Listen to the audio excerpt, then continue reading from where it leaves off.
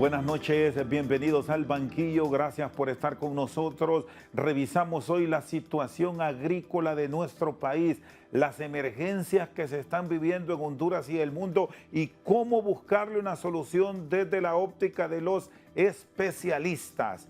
Ingeniero Guillermo Cerritos, un experto en temas agrícolas, director ejecutivo de la Federación Nacional de Agricultores y Ganaderos de Honduras.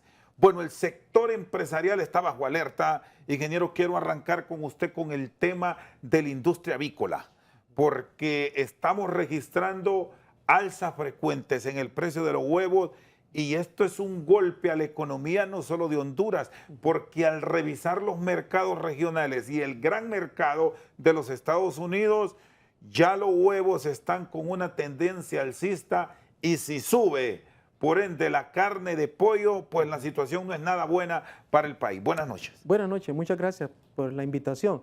Sin lugar a dudas que a veces no es muy comprendido por parte ya sea de los consumidores o de los tomadores de decisiones el impacto que realmente ha significado este tema de la guerra de Ucrania.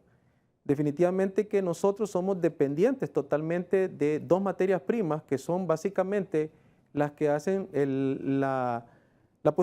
hacen posible que podamos tener alimentos balanceados en Honduras. Una de ellas es el maíz amarillo y la otra es la torta de soya o comúnmente llamada como harina de soya. Honduras importa totalmente estos insumos desde los Estados Unidos. El único grano que no tuvo impacto por la guerra de Ucrania fue el arroz, pero de ahí todos los demás, el trigo, el maíz y la soya definitivamente sufrieron este impacto. Entonces, tenemos que comprender que el alza del precio de los huevos o la carne de pollo obedece a un ajuste definitivamente de esos costos de producción. Tenemos entendido pues que la Secretaría de Desarrollo Económico está haciendo una vigilancia o una auditoría en relación a estos costos, pero creo que deberíamos, ante ese contexto que usted lo acaba de mencionar, de que más bien hay contrabando de huevos, por ejemplo, de México hacia Estados Unidos, hay un aumento de los precios en Estados Unidos desmedido del huevo, porque la gripe aviar ya es una realidad allá y se requiere hacer una matanza de aves donde se encuentra la enfermedad, pues creo que deberíamos ser un poco más comprensivos con el sector avícola. Es uno de los sectores que nos da de alguna manera autosuficiencia, tanto en carne como en huevo. Y no creo que es atacándolo pues por la vía del control de precios o queriendo realmente pues llevarlo a un punto en que más bien ahuyentemos las inversiones. Recientemente un avicultor muy grande del país acaba de invertir una enorme cifra de dólares para poder prepararse para el crecimiento de la demanda en Honduras. Así que creo que no es un buen mensaje que nosotros queramos asfixiar al sector avícola cuando ha sido uno de los sectores que sostuvo el precio por mucho tiempo y llegó el momento de hacer ese ajuste porque definitivamente pues tiene que haber rentabilidad en las granjas. ¿El sector privado qué propone para enfrentar esta crisis? Bueno, básicamente que tenemos que entender que mientras no desaparezca el efecto del impacto de la guerra sobre estas materias primas, definitivamente tenemos que aceptar pues que hay que trasladar ese impacto a los costos y los costos por ende a los precios. Pero como le digo, en ninguna manera considero que el sector avícola está buscando abusar o especular o aprovecharse de esta situación. Al contrario, si más bien estamos prácticamente volviéndonos un país que en la medida que esta industria se fortalece, podamos convertirnos en exportadores de huevos en la región. Ahora, por un lado, ingeniero Cerritos, tenemos esta dificultad de precios, Sí. pero también está la alerta para Correcto. Centroamérica por el tema de la gripe aviar. Correcto.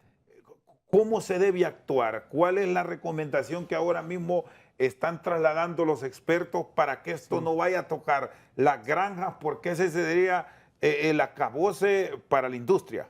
Vea, qué interesante es cuando ante un peligro como estos, ante una amenaza como estas, se pueda trabajar en equipo.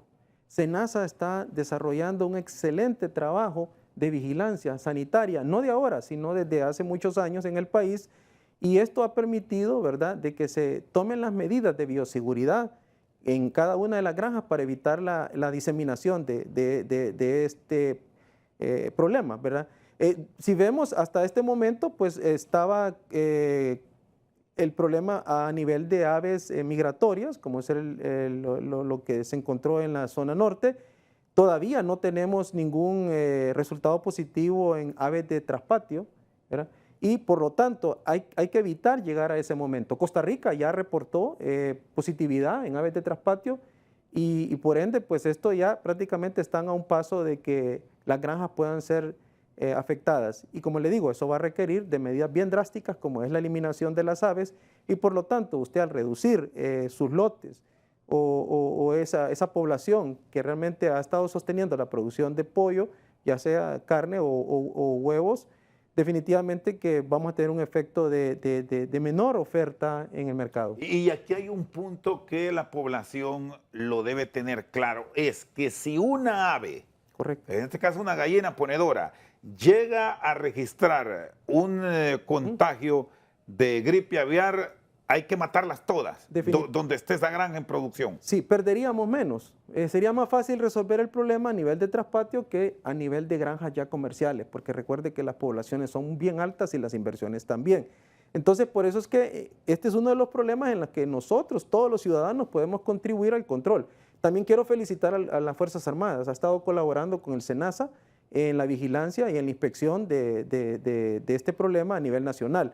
Como le digo, está trabajando muy bien el sector avícola privado, pues que es totalmente privado, está trabajando muy bien con el sector público. Bueno, hablamos del ave silvestre, ¿va? En este caso se ha descubierto en pelícanos, en todo el litoral Caribe. Así es. Ahora, ¿cómo proteger? Sabemos de los controles que tiene la gran industria, el avicultor que ya tiene la crianza de aves para poner y para vender, que tienen un control muy puntual.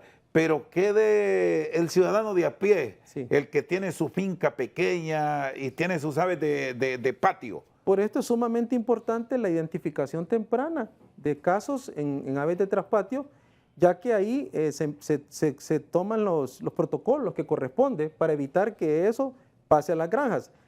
Recuerde que el país tiene un estatus de que era libre, o es libre todavía de gripe aviar y otras enfermedades, 2 o 3 enfermedades más. En ese sentido, el sector avícola ha sido muy profesional y desde hace muchos años tiene medidas de bioseguridad muy rígidas en las granjas. Esto va a ser un freno importante, ¿verdad? Va a poner a prueba los protocolos de bioseguridad que tenemos en la granja, pero obviamente va a llevar un momento que ni los Estados Unidos, como usted ve, México y otros países, podrían soportar la presión de esta enfermedad. Así que es importante que el ciudadano reporte a SENASA, ¿verdad?, cuando tiene una gallina con síntomas y definitivamente, como usted bien lo aconseja y lo vamos a enfatizar, debe procederse a la eliminación. ¿Y qué se observa en un animal, en una ave, cuando decimos popularmente, ingeniero, así está pegada? Sí. Bueno, como se llama gripe, ¿verdad? Definitivamente, pues vemos que hay problemas respiratorios en el ave, ¿verdad? Hay algunas secreciones y definitivamente, si eso no es común y no lo ha estado observando a la persona, lo conveniente es reportarlo o proceder a la matanza. Pero lo ideal es que al ver un ave con un comportamiento inusual, apartarla. Así es, así es. En este caso, definitivamente, que ya en otros países de la región ya se está observando que hay positividad en aves de traspatio, lo correcto sería proceder a proteger el patrimonio que tenemos avícola en el país y no exponerlo por 1 o 2 aves de traspatio. ¿Y los costos, si esto llegara a pasar, los han cuantificado, ingeniero, que tendría de repercusión para el bolsillo del hondureño? Porque hoy en día la queja es porque el cartón está costando entre 140 y 145 lempiras y vea más. Sí. ¿A dónde nos puede llevar todo esto? Y en el costo también de la carne. Claro. Como comentábamos con usted antes del inicio del programa, ya hay países como Estados Unidos donde una docena está costando $6, que es prácticamente con lo que hoy adquirimos nosotros un cartón. Entonces, ahí tenemos un vivo ejemplo hasta dónde puede llegar la dimensión o el impacto que puede tener una enfermedad como estas en el consumidor. Y eso va a ser inevitable porque va a haber un problema de oferta, es decir, va a haber menor oferta y no vemos de dónde realmente podamos nosotros importar huevos a menor costo. Sí, estamos bajo un mercado libre, común, un mercado libre a nivel de Centroamérica y con exportaciones hacia el gran mercado de los Estados Unidos. estas medidas de contención que implementan los países cuando hay estos problemas, ingenieros, ¿qué tan efectivas son? Se habla de cerrar fronteras, ya pasó con los frijoles. ¿Aplicaría para este caso, en el caso de los huevos y la carne de pollo? Ahí creo que va a ser importante las recomendaciones que pueda generar el Organismo Internacional Regional de Sanidad Agropecuaria, que es el OIRSA, que tiene vigilancia en todos los países de Centroamérica. Y en ese sentido serán ellos los que tendrán que recomendarle, ¿verdad?, a los ministros de Agricultura si hay que llegar a ese extremo y a esas medidas, ¿verdad? Hasta hoy que estamos conversando, las granjas de Honduras están libres. Solamente totalmente. Costa Rica a nivel centroamericano traspatio. Ahí sí ya hay... Ya hay positividad. Correcto, no. Honduras está libre hasta este momento en las granjas comerciales, por lo tanto, pues no quisiéramos generar una alarma a este momento, ¿verdad? Y estoy seguro que tanto el SENASA, como el OIRSA, como las gremiales de avicultores, no van a ocultar ningún tipo de información si en el momento se diera una positividad ya en granjas comerciales y se empezarían a tomar esas medidas drásticas. Hasta ahorita no hemos visto medidas drásticas en Centroamérica. Esperemos que no lleguemos a eso, Dios mediante, porque esto se sumaría a todos los problemas que ya teníamos, ¿verdad?, que hemos venido acarreando desde el pasado, como ser el aumento en los precios de los fertilizantes, el aumento en los precios de los insumos, el aumento en los precios de los commodities como ser el maíz, la soya, el trigo y los fletes, la crisis de los contenedores. O sea, si esto se suma más lo de los combustibles, pues estamos en una situación de seguridad alimentaria en precario. Muy bien, el ingeniero Guillermo Cerritos, experto agrícola con nosotros aquí en Al Banquillo. Una pausa. Cuando regresemos vamos a revisar estos temas relacionados con los commodities y cómo sigue la guerra de Ucrania pasándole factura al campo a nivel del mundo. Ya regresamos. Vea qué interesante, si usted revisa los precios de estos commodities en base al sistema de información de mercados y productos agrícolas de Honduras, de enero del año pasado, o sea, al cierre de enero del año pasado o inicios de febrero, comparado con este mismo periodo, tanto el maíz como el frijol han aumentado 35% de precio por mayor.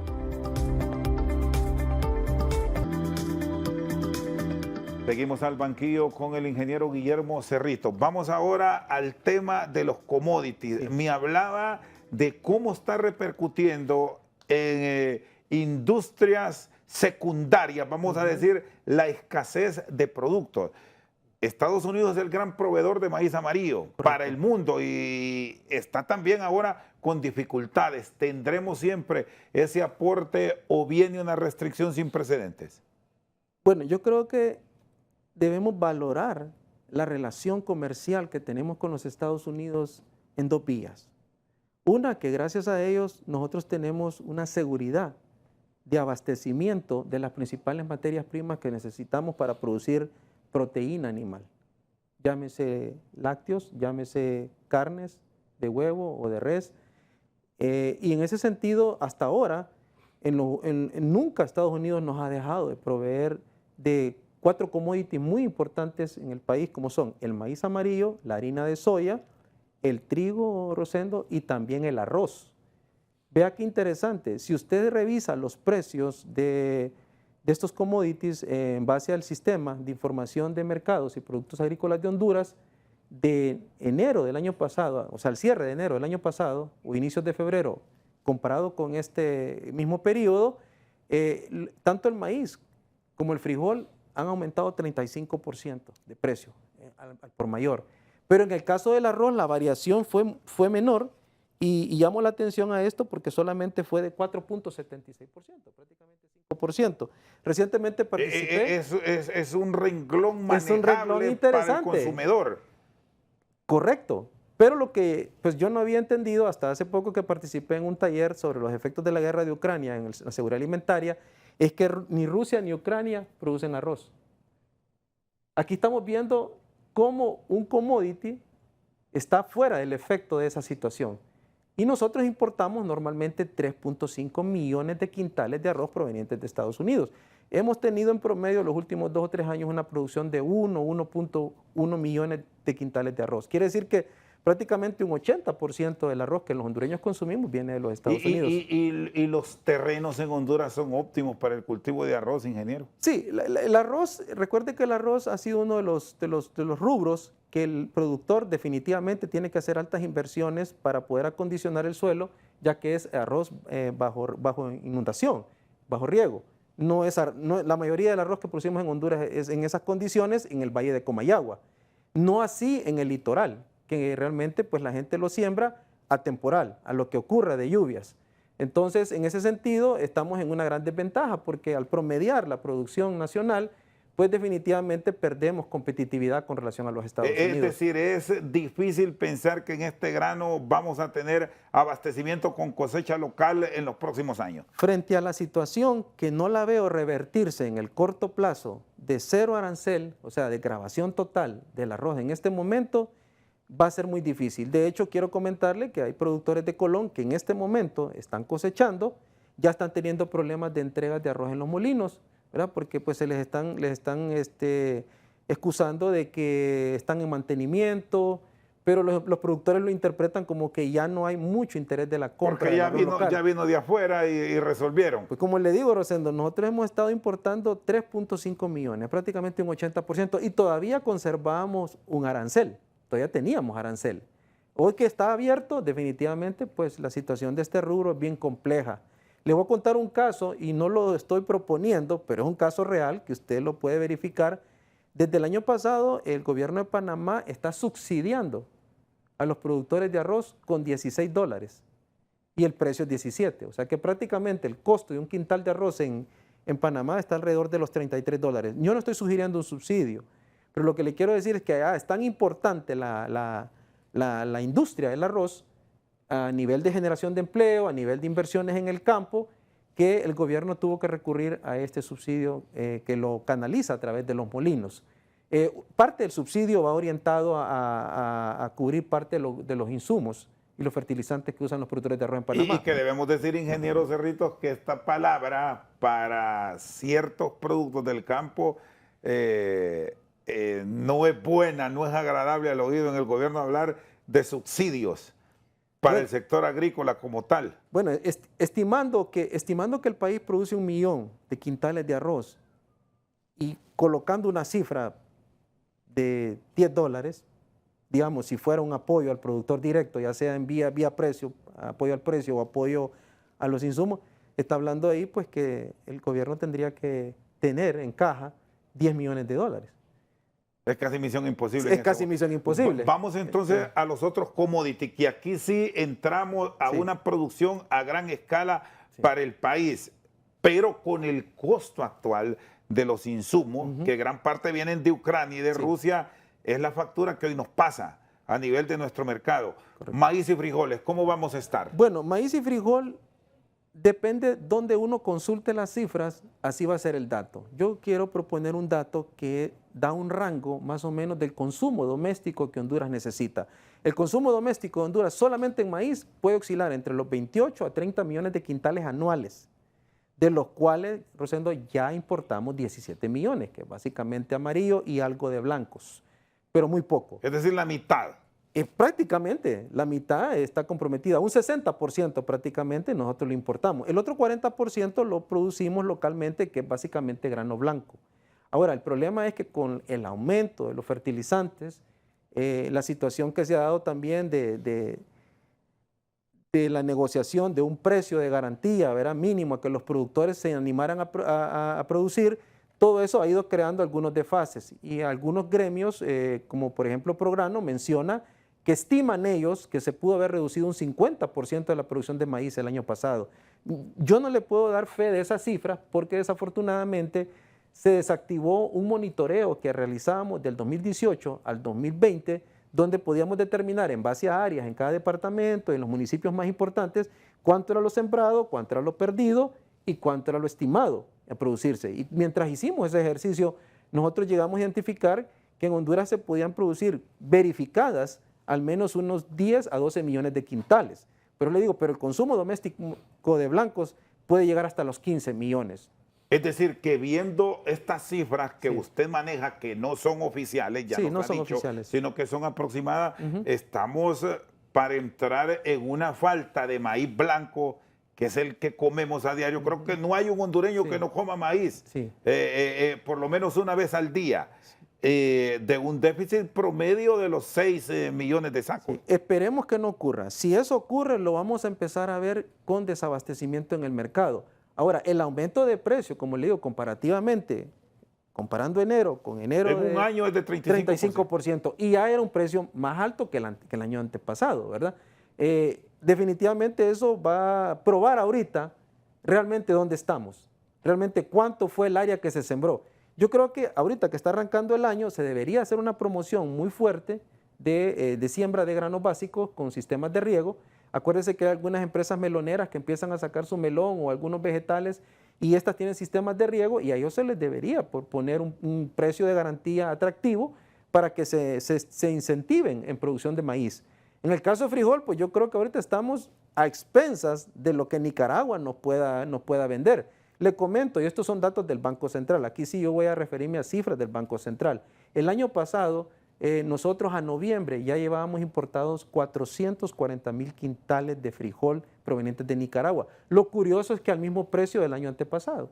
Es decir, Nicaragua es un país competitivo, tiene esa capacidad de vendernos frijol a un precio bastante accesible, pero habría que ver si todavía hay reservas en Nicaragua. Y este es un fenómeno a seguir, porque con Sí. todo lo que se habla de Nicaragua, ingeniero Cerritos, de la crisis política que viven, un reflejo de que no ha afectado esta crisis al productor agrícola. Entonces, puntualmente de frijoles en Nicaragua, que ha sido históricamente el país que mejor frijol tiene en la región. Sí, incluso le digo, de la voz de un ministro de Agricultura, en una ocasión que estuve en una reunión con él, nos decía él, nosotros nos damos el lujo de exportar $100 millones de frijol al año. Y es cierto, es una cifra factible para ellos, porque ellos producen el doble de lo que nosotros producimos en frijol. No tienen el doble de población. Entonces, por lo tanto, tienen la capacidad de ofertarle frijol a Costa Rica, donde hay mucha población nicaragüense viviendo, a El Salvador, a Honduras, ¿verdad? Incluso a la agroindustria de Guatemala. Entonces, en ese sentido, nosotros dependemos mucho de la relación con Nicaragua en frijol. Ellos nos han salvado de no quedarnos sin frijol. Bueno, ya voy a profundizar en esto de los frijoles, que también es básico en nuestro alimento diario, pero quiero rescatar el tema del maíz, que me hablaba, cómo se puede lograr que volvamos los ojos al campo en este momento e incentivar al productor de maíz, a la gran industria, incluso con precios base que le motiven. Pero aquí parece que eso no existe. Para lograr un precio base, justamente en el tema del frijol se estuvo que pasar meses y meses en negociación y hasta que teníamos el agua al cuello reaccionamos. ¿Cuál propuesta puede ser saludable para el tema maíz? Desde ahorita, definir un precio de garantía, tanto en frijol como en maíz, que le permita a los productores motivarse a hacer las inversiones para que tengamos una área representativa, en la época de primera. En la época de primera, teóricamente, nosotros deberíamos estar sembrando el 80% de la demanda de maíz que necesitamos anualmente, porque es en el periodo que tenemos mayor cantidad de precipitación que puede reunir el requerimiento del cultivo. No así tanto para frijol, que se puede producir un 20-30% en la época de primera, y en la época de postrera normalmente dependiendo del año, es un 70 o un 80%. Entonces la política debe ser orientada a facilitar financiamiento, ¿verdad? Ya de inmediato, empezar ahorita el proceso de financiamiento para que la gente siembre temprano con las primeras lluvias de mayo, ¿verdad? Prepare suelo a finales de abril, siembre en mayo. Motivar a los productores que tienen sistemas de riego con un precio preferencial en este momento, podría ser un precio autorizado para esa ventana, porque acuérdense que los costos con riego son mayor. Entonces, creo que hay que pensar en varias opciones que le motiven a los productores a producir no lo que necesitamos. Yo creo que deben de producir un excedente, porque al final también se avisora que la canícula este año puede sí durar el mes o unos días más. Entonces, también el pronóstico de lluvia nos está dando a entender, nos está diciendo, nos está advirtiendo que debemos ser bien oportunos en cómo vamos a arrancar la época de primera. Muy bien, el ingeniero Guillermo Cerrito, director ejecutivo de la Federación Nacional de Agricultores y Ganaderos de Honduras, al banquillo. Una pausa y ya regresamos. Es que la condición no negociable debiera ser que cumpla el requisito de ser productor de subsistencia, no la afiliación política. Si eso es tomado en cuenta a estas alturas, pues la población estaba esperando un cambio, la población votó por un cambio. Y creo que ese cambio debe bajar a ese tipo de situaciones que se deben evitar, que se sigan repitiendo en el país. Seguimos al banquillo con el experto en temas agrícolas, Guillermo Cerrito. Ingeniero, ¿se puede aproximar un precio de referencia en el tema, bueno, de maíz y frijoles? Vamos a combinar los dos porque son los granos básicos nuestros y somos deficitarios ahora mismo. Mire, considerando que el precio ahorita de carga al por mayor es 4.200 lempiras, lo justo, Rosendo, lo justo para definir un precio de garantía es réstele un 20% de margen bruto que se tiene que ganar el productor. O sea, restémosle casi, ¿qué? 800, 900 lempiras. Es lo que le puede motivar al productor dedicarse a esta situación de granos básicos. Entonces, una operación de granos básicos que no le da una rentabilidad bruta, Rosendo, de un 20 a un 25% del precio, definitivamente es imposible que se pueda sostener, es insostenible. Por eso es que entonces estamos favoreciendo la importación de frijol de Nicaragua. Le mencionaba a usted que según datos del Banco Central, cuando el año antepasado necesitamos 14, 15 millones para importar el frijol, que no somos capaces de producir importado de manera formal, este año reciente tuvimos que necesitar 20 millones de dólares en divisas, que eso representa un 40% más de divisas, para frijol nada más, sin mencionar aquel frijol que entra de forma ilegal. ¿Va? Con la gracia que Nicaragua, que es nuestro vecino, lo tiene. Exactamente. Pero si hay restricciones en la administración Ortega, que ya sabemos cómo opera su gobierno, pues Dios nos tome confesados aquí. Sí. Mire, ahorita vamos a entrar a la prueba de fuego, porque normalmente ya en los meses de abril y mayo es cuando se agotan las reservas de lo que las personas que se dedican a la producción para subsistencia, para su consumo, es cuando se acaban o llegan hasta julio. De no serlo así, vamos a empezar a ver una evolución en los precios pues, más drástica. ¿Y el Instituto Hondureño de Mercadeo Agrícola va a tener la capacidad para responder o se tendrá que recurrir también a los vecinos para trasladarnos que tienen una reserva pero no de producto local? Bueno, en este caso Lima, si no puede obtener el grano localmente para esa reserva estratégica, debe recurrir a obtenerlo en Nicaragua. Porque le mencionaba a usted, si usted revisa las pólizas de importación, la variación de precio 2020, 2021, 2022 por kilo de frijol importado fue insignificante.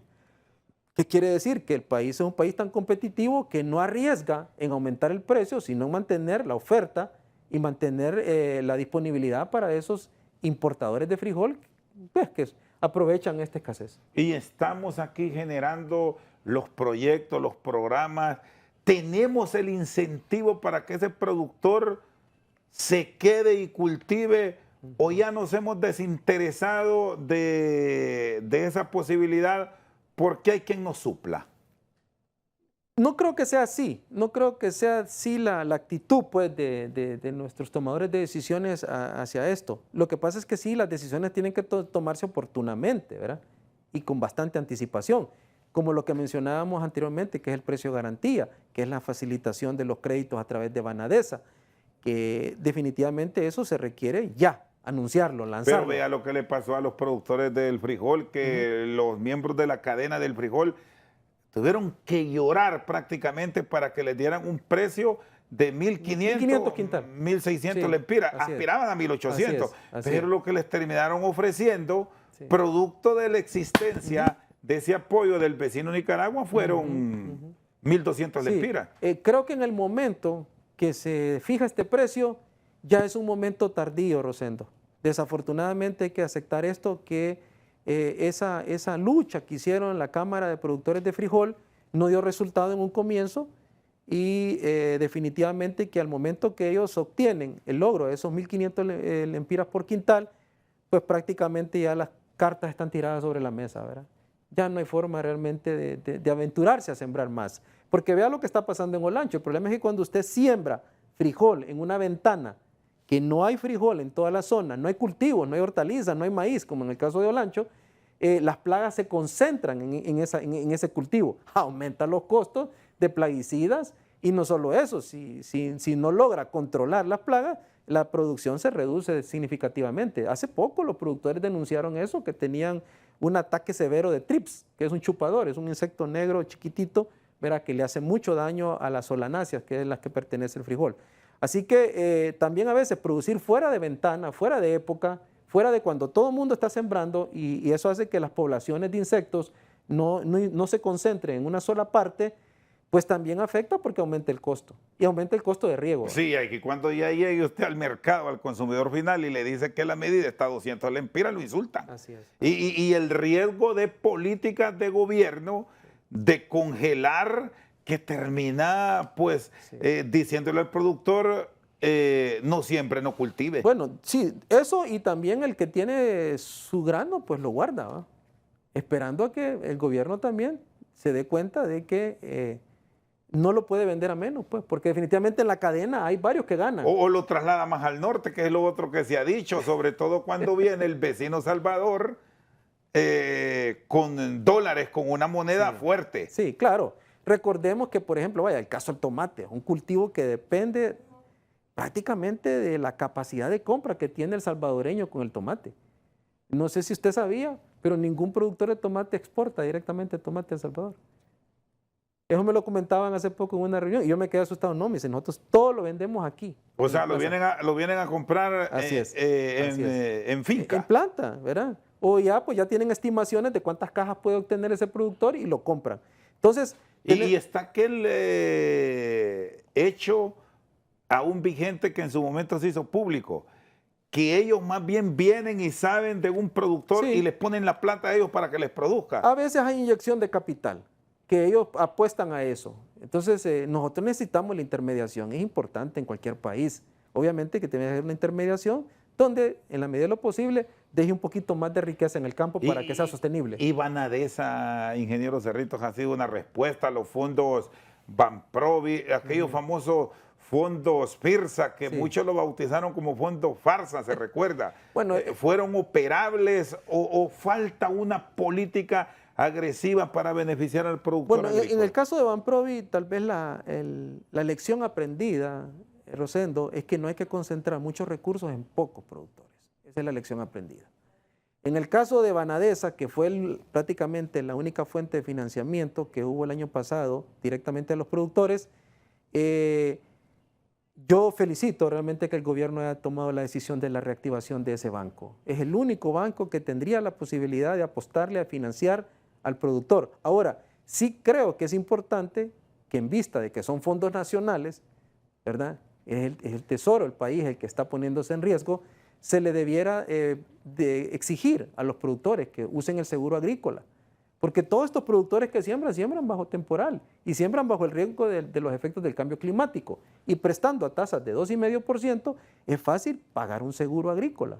De hecho, tenemos empresas, tanto en Banco Atlántida como en Ficosa, interesadas, y no es publicidad, discúlpeme haber mencionado las marcas, pero estas instituciones ya tienen un recorrido sobre el instrumento y la herramienta del uso del seguro agrícola. Creo que el banco debiera protegerse en ese sentido, además de los fondos de garantía. Pues. Y bajaron los montos de los seguros, porque esa fue la otra queja que presentaron los productores, que les daban un acceso bajo en recursos para sembrar, que cuando preguntaban o consultaban sobre el seguro casi estaban equiparados. Se mejoró esa área. Sí, eso se puede mejorar porque el volumen permite, ¿verdad?, que usted le pueda hacer una buena oferta a una mayor cantidad de productores. Creo que hay una mejor actitud también de las empresas a asegurar, obviamente, pero necesita volumen, y ese volumen lo podría dar pues todo este financiamiento que Banadesa está dirigiendo a granos básicos. Bueno, y hablando de volumen, ingeniero, bueno, nos hemos ido al gran productor que tiene un sustento dado, pero quede ese pequeño productor, el que cultiva para guardarlo en un dron y tener para los momentos críticos y de pronto vender un poquito. Están llegando a él con los programas sociales identificados que a quien le dan ese respaldo es un verdadero productor y no un activista político. Bueno, el beneficiario del bono debiera ser es casualmente ese perfil que usted acaba de describir, ese productor muy pequeño de subsistencia que normalmente siembra entre 1 a 2 manzanas máximo. La veeduría del bono considero que la debiera hacer alguna organización extra, no el mismo que le entrega. Correcto, porque a este momento no sé quién está haciendo esa veeduría y yo no le podría responder si realmente llegó al beneficiario que realmente estaba esperando esa ayuda. Y esto es importante porque las experiencias del pasado era que solo le llegaban a los azules y ahora que solo le llegan a los del otro partido y parece que esto es un círculo vicioso que no lo terminamos de romper en el país, salvo excepciones de la regla donde sí hay algunos ciudadanos que se han desprendido del color político y le han dado al que produce, pero eso los contamos con los dedos de la mano.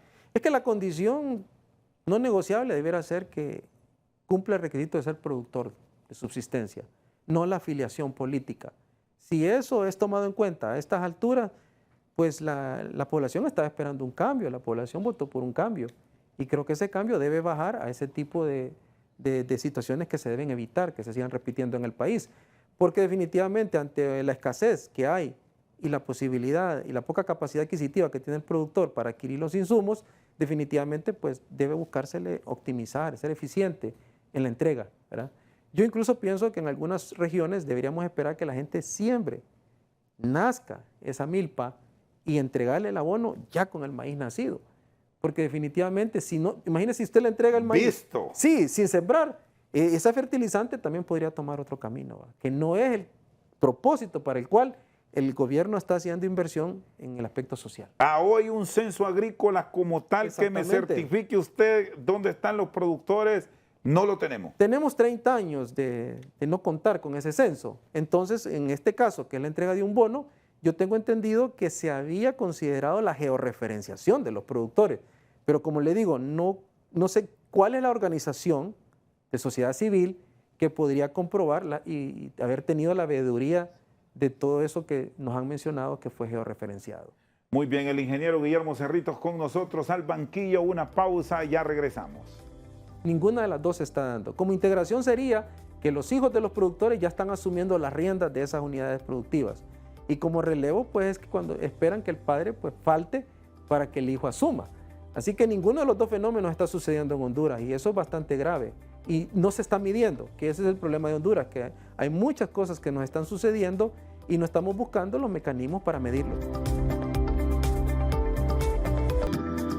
Seguimos al banquillo con el experto agrícola Guillermo Cerrito. Bueno, en el tema de los costos, ¿qué es lo que está definiendo el valor del insumo, el costo final?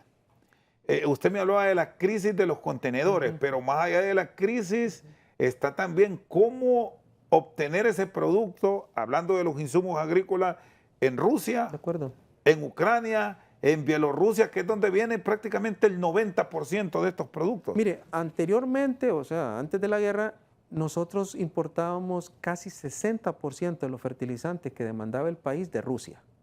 Imagínense la adaptación que tuvo que sufrir el importador para poder buscar proveerse de los fertilizantes en otros países de acuerdo, por las medidas que provocó la guerra.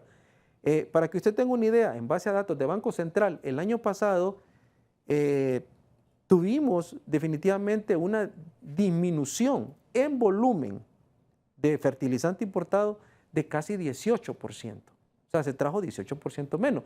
Pero si usted lo compara con el año antepasado, la reducción de fertilizantes representó 30% en volumen. ¿Qué quiere decir eso?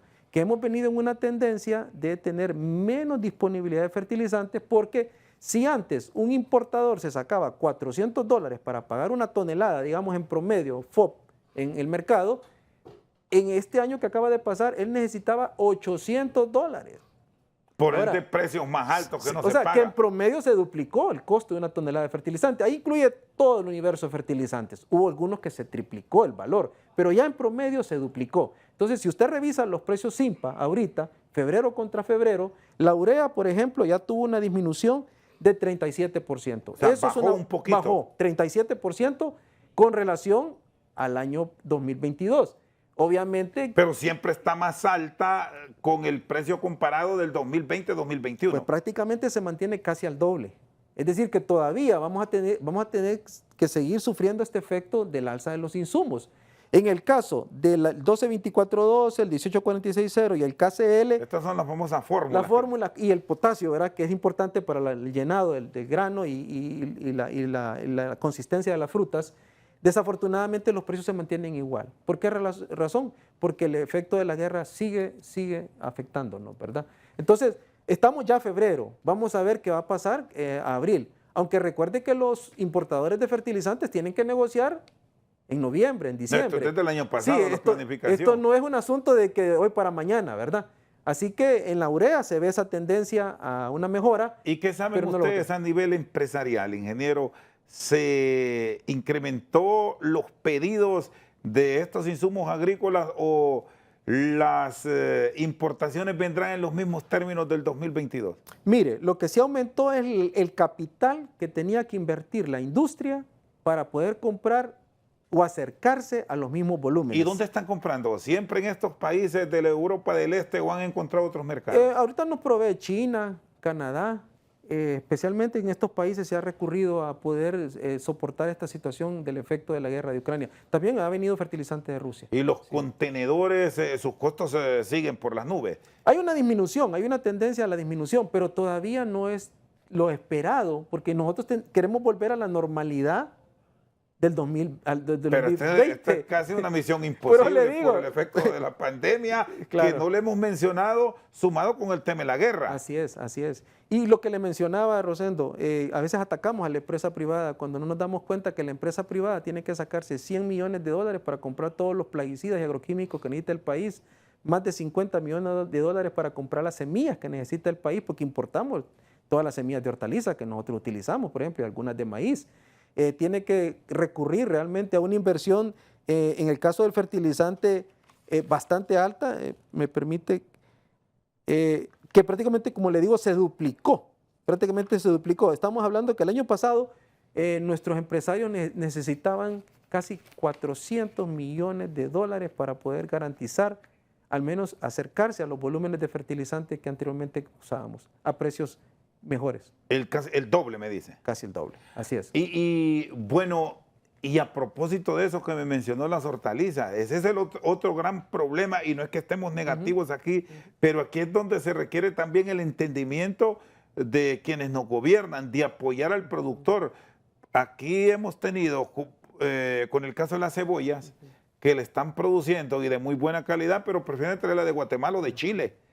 Mire, la cebolla, la papa, necesitan estas cadenas ser lideradas por la Secretaría de Agricultura y Ganadería para que tanto importadores como productores locales se respete, ¿verdad?, la compra de la cosecha local. Porque invaden el mercado y Sí, prácticamente los terminan. pero recuerde algo, los permisos se dan en SENASA. Entonces, si los importadores no están respetando lo convenido en una mesa de la cadena de la cebolla, pues sencillamente no debieran autorizar la importación. Pero aquí aduana debe estar también comprometida. Ah, claro, claro, pero recuerde Porque el que problema es que parece que los ciegos en los puntos y los puntos ciegos siguen activos. Rosendo, al menos lo formal, lo que definitivamente tiene que entrar con un permiso del SENASA, debería obedecer a que está cumpliendo los acuerdos que se hicieron en una mesa. Ingeniero, ¿y estas opciones que ofrecen algunos productores nacionales y expertos que están con fertilizantes y con fórmulas netamente hondureñas, ya se adaptó el productor, le está confiando a esos productos o nos gusta la marca? Mire, le voy a contar la experiencia que le ocurrió al presidente de Perú, al presidente que fue depuesto. Él pensó Pedro Castillo. Sí, él pensó que iba a resolver la situación con abono orgánico. Y cuando se vino a dar cuenta y los técnicos le explicaron cuánto podía sustituir el abono orgánico nacional contra el abono importado químico, era como un 5%. Yo creo que a veces hemos levantado una expectativa muy alta de que vamos a poder sustituir la dependencia de estos fertilizantes, la cual se ha duplicado en los últimos 20 años según la FAO. Es decir, nuestros suelos hoy por hoy necesitan el uso de estos fertilizantes, que obviamente se obtienen a través de procesos, en el caso de la urea, que requiere el gas natural, ¿verdad? Y eso se ha incrementado también en Europa, ¿verdad? Por lo de la guerra. En otros casos, pues es en explotación en minas, como lo es el fósforo, como es el potasio, ¿verdad? Que hasta este momento no está bajando el precio. Así que no está mal promover. O sea, sí se puede usar. Sí se puede, producto, pero usted no va a lograr compensar los volúmenes que ya depende de la agricultura actualmente, que en el caso de Honduras son como unos 12, 13 millones de quintales al año. No creo que haya la posibilidad de producir el equivalente de 12 millones, 13 millones de quintales con abonos orgánicos de la noche a la mañana.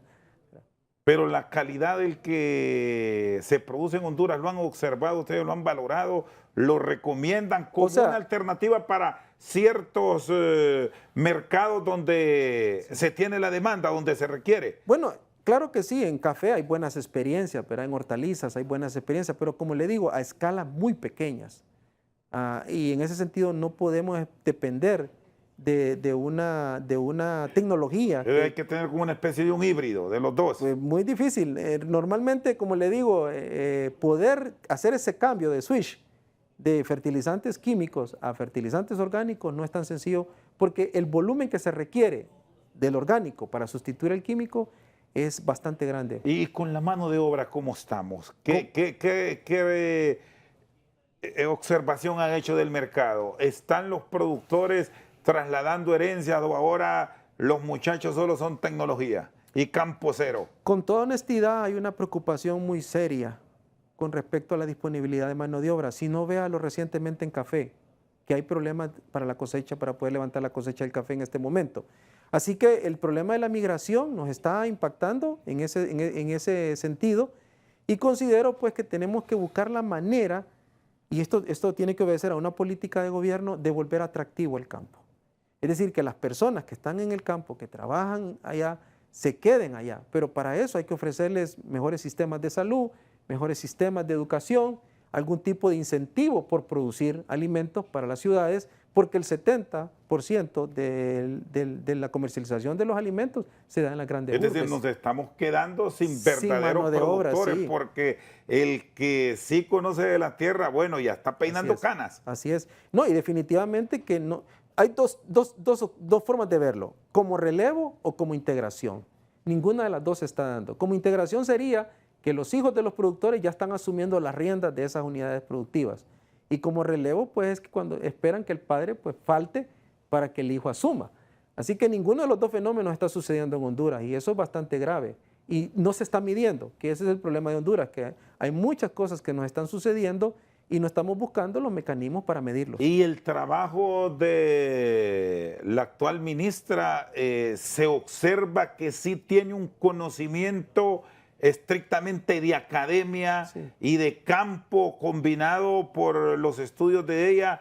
¿Se ve ese reflejo o aún no? Bueno, no es fácil ser ministro, primero. Y segundo, hablando de la fortaleza que ella tiene, que viene de la academia, considero que esta sería una oportunidad única, que posiblemente no vuelva a ocurrir, de poder fortalecer los sistemas de investigación. Nosotros, para poder dejar talento humano aquí, que realmente se quiera quedar en Honduras para volverse un investigador en granos básicos, en frutales, en sistemas de producción animal, etcétera, necesitamos ofrecerle un salario como el que gana un diputado, para que realmente estemos competitivos con el mercado afuera. ¿Un ingeniero cuánto gana? ¿Un extensionista agrícola, que es una persona clave en la cadena productiva? Anda alrededor de unos 20,000 empiras, pero recuérdese que hay mucho colateral.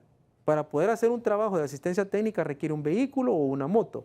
Entonces requiere también gastos de viaje, requiere apoyo con teléfono, requiere apoyo con computadora. Y en ese sentido, yo personalmente no sueño con una gran plataforma de asistencia técnica en el país. Yo creo que deberíamos de recurrir a los agentes de cambio que están en las comunidades, como ser los maestros. Los maestros debieran ayudarnos a educar a los productores de alguna manera, porque ellos usan herramientas tecnológicas para educar a los niños. El fundador de Corsil fue un maestro, que es una de las cooperativas más exitosas de Honduras.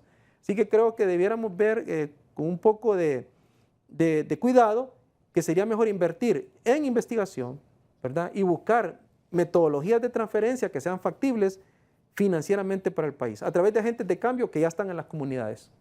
Ingeniero, le agradezco su tiempo, muy amable. Muchas gracias, don Rosendo, muy amable.